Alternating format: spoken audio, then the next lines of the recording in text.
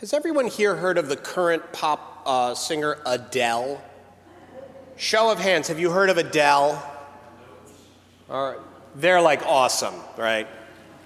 If you have not heard of Adele, Adele is a mega star right now, famous for her incredibly rich and sultry voice, but also for her songwriting. She is of English extraction, and she has the highest honor that an English popular singer and songwriter can have, which is that she's done a James Bond theme. So you know she's legit. But most of her work actually tends to focus on very, very painful romantic breakups. In fact, she's so famous for her songs about lost love and disappointment and, being dumped that people have started rating their own past breakups on a whole new scale. Now people rate their breakups in terms of a scale of 1 to Adele. But what you need to know this morning is simply that she is a megastar who performs in big venues all around the world. And she's one of those people who actually can get by in life by only having a first name.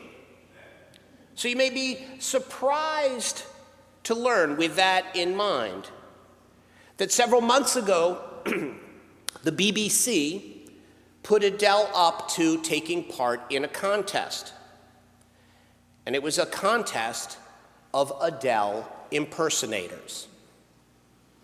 Adele, the real Adele, was given a fake nose and a fake chin, and she changed her hair and her makeup a little bit, and she told everyone that her name was Jenny and that her day job was being a nanny, and she said, "I'm going to speak very calmly because that's how nannies speak." Well, the other contestants, when they met her, complimented her on how much she looked like the real Adele. Many of them, of course, also looked like Adele. Some of them a lot, some of them not so much. The real Adele was actually nervous before going out in front of the judges, who were in on the whole thing. But what matters is that the other Adeles who were backstage with her, who'd never met her before, who'd never met Jenny, told her she'd be great. They told her not to worry about it, just to do her best. Nobody was catty. Nobody was trying to one-up the other people. In fact, once each contestant had sung the song, she would go into the audience to cheer on the other contestants. Well, the real Adele went last. Though they'd only just met this new girl, Jenny, the other Adeles cheered her on as she walked to the microphone. And the intro starts. And within about 2 measures of the real Adele singing, one of the impersonators snaps back in her chair and her eyes are as big as saucers, as if she's gotten an electric shock. And by the time the real Adele is halfway through the first verse of that song, all of the other impersonators know that it's the real Adele. And they start singing the song right back to her. And many of them are crying. Because, of course, to them, the real Adele is so much more than just a singer that they like or who they resemble enough that they could probably get paid for an impersonation. Adele feels like someone that they actually know, someone who was with them in those moments in their lives that her music seems to uniquely capture. And so to meet her, to be with her, to have her singing right to them was this deeply emotional moment. And I start with that story this morning because it reminds me that there is such a big difference between impressing people and inspiring people. There's a deep difference between impressing people and inspiring people. And that's worth remembering on Palm Sunday because in so many ways it is the contrast between impressing people and inspiring them that lies at the heart of this day. Palm Sunday is the day when Jesus enters Jerusalem riding a donkey, and the crowds who are on their way up to the city for Passover celebrate him as a conquering hero, cheering him onward and throwing palms and branches and their cloaks before him to make him a highway. And it must have been something. But it would not have been impressive. Not really. And what can be hard to remember is that it wasn't supposed to be. I'll come back to that idea in a moment. What you also need to remember is that literally across the city, coming in one of the other gates to Jerusalem on that same day would have been Pontius Pilate and a Roman legion entering the cities as conquerors, there to remind the conquered, with all the theater of power that this entailed. Gleaming uniforms, handsome horses, precise military marching, impeccable postures. Their arrival was designed to impress, to intimidate, and to remind those who were looking on of their place in the world. And that's a nice way of saying that the Romans were there to remind people that if they weren't Roman, they didn't have very much of a place in the world at all.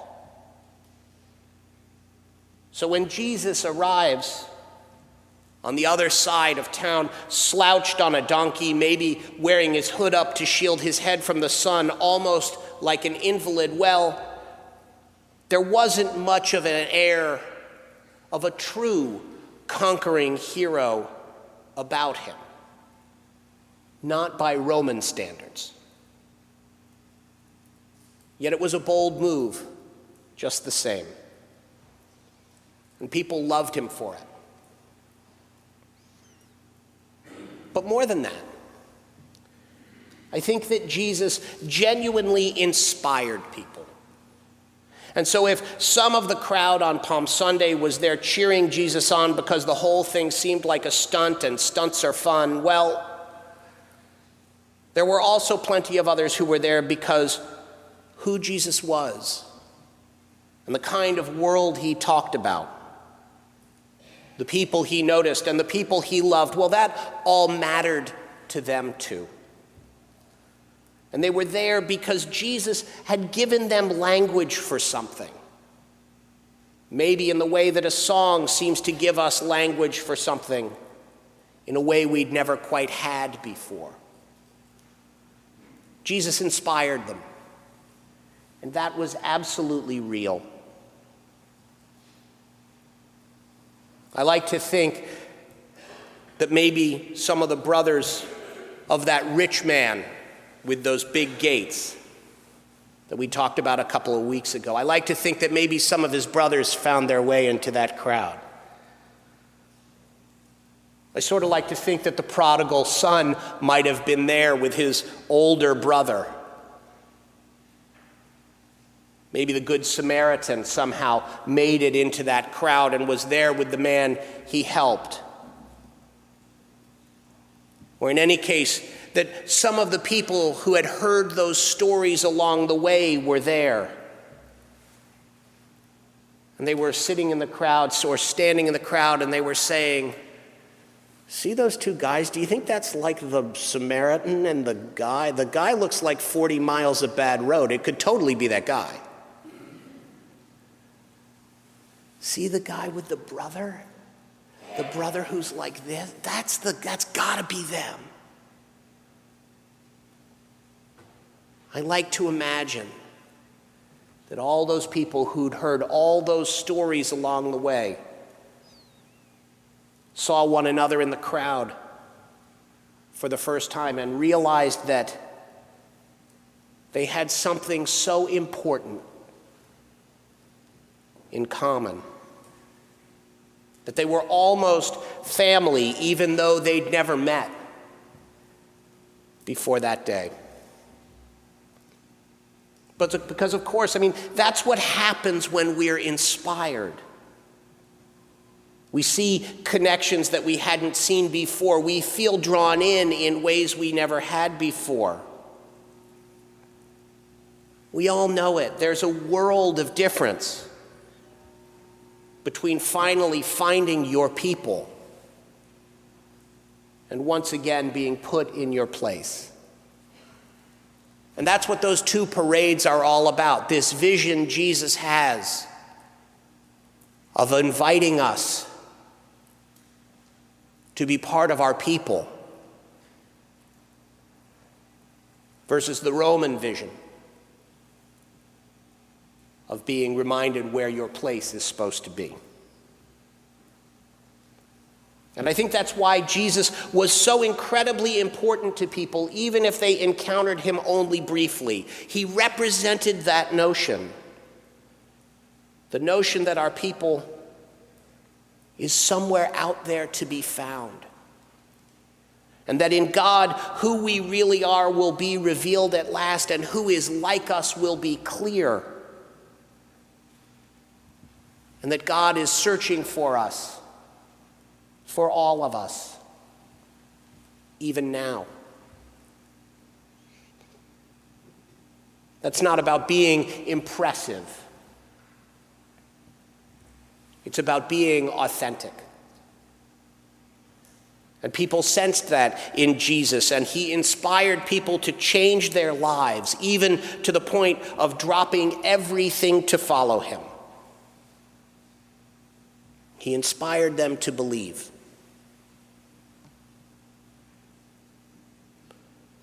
Of course, when you put it that way, it makes it sound as if Rome never had a chance.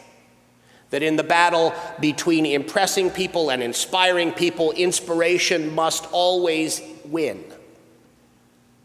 And maybe in the end, it must. Maybe all those signs on water towers and billboards in the rural South that say Jesus saves should get repainted and just say Jesus wins. So I believe he will. And yet maybe you agree with me that sometimes in our world we Christians can start to sound as if we're more interested in impressing people after all. More committed to impressing than inspiring. And maybe you'll agree with me too that this does not help the cause. We like to think that the choice is always clear. But it's not. As much as we may hunger for inspiration and hope to live in the light of what's inspired us, we still have that side of us that longs to be impressed, that longs to impress. The Romans paraded the way that they did because it worked. And it still works. Part of us always longs to know our place in the scheme. And part of us is willing to jockey for a better place in that scheme. But the power of Jesus, what was so important about who he was and what he taught, was that he told us that the scheme, the real scheme, was so much bigger than the Romans could ever understand. The scheme was more than big enough for each and every one of us to have a place within it, and it was the kind of place that is worth having. It's sad to say there were many in the crowd on that first Palm Sunday who would forget that quite quickly. But surely the point also is that you and I, we can choose to remember. We can choose to live our lives as people who were and are inspired. We can choose to follow the path of Jesus. And that's what Palm Sunday offers us. It's a reminder of that choice. and a challenge to make that choice for Jesus and his path again each day. You and I may not be able to sing like Adele. Elizabeth, I don't mean you. But how we wear the graces that we have been given makes just as big a difference. How it is we decide to live makes just as big a difference. The choice to impress or inspire, to be impressed or to be inspired is just as much before us